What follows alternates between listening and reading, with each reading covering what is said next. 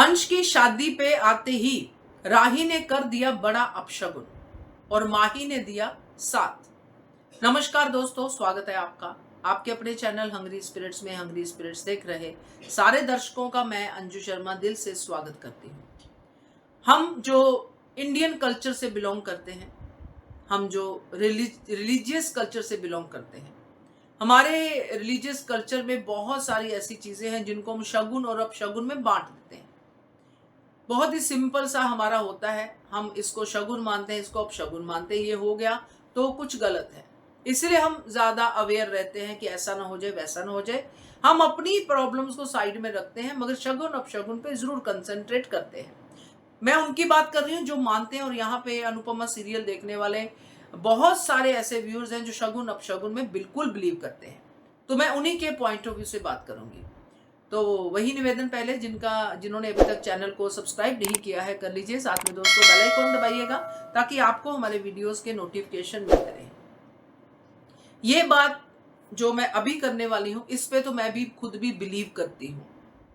मैं इस बात पे जरूर बिलीव करती हूं कि अगर कोई दिया लेके सामने खड़ा है तो वो आपको रोशनी दे रहा है, आपको रास्ता दिखा रहा है। क्योंकि दिए का मतलब क्या होता है? रास्ता दिखाना। अंधेरे में यही छोटा सा दिया आपके कितने काम आता है। और जब ये दिया आरती का दिया बन जाता तो इसकी वैल्यू रिलीजियस और स्पिरिचुअल बहुत कुछ हो जाती है।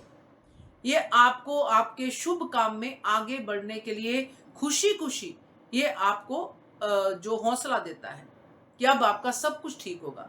जब आप इसी दिए का, इसी आरती का दिए का अपमान करते हो तो आप कोई शगुन नहीं कर रहे हो, आप अपने ही भाई पे अपशगुन कर रहे हो।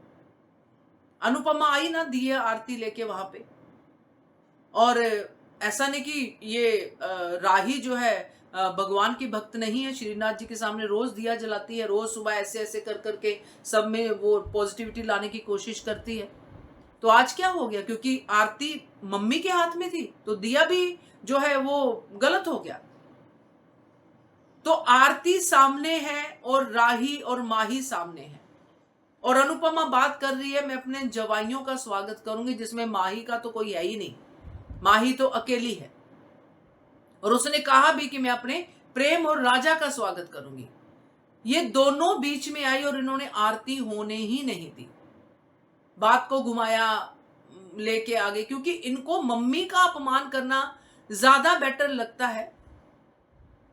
आरती और ये सब तो उनके दिमाग में आता ही नहीं है। तो मेरे हिसाब से जिसका शुरुआत राही ने की है आरती का अनादर करके, मां का अनादर करके, तो उस शादी में या उस घर में अपशगुन ही किया है। क्या मतलब तुम्हारा आने का? ये बात मुझे पता आएगी जाएगी, कोई इस बात पे कोई तवज्जो नहीं देगा,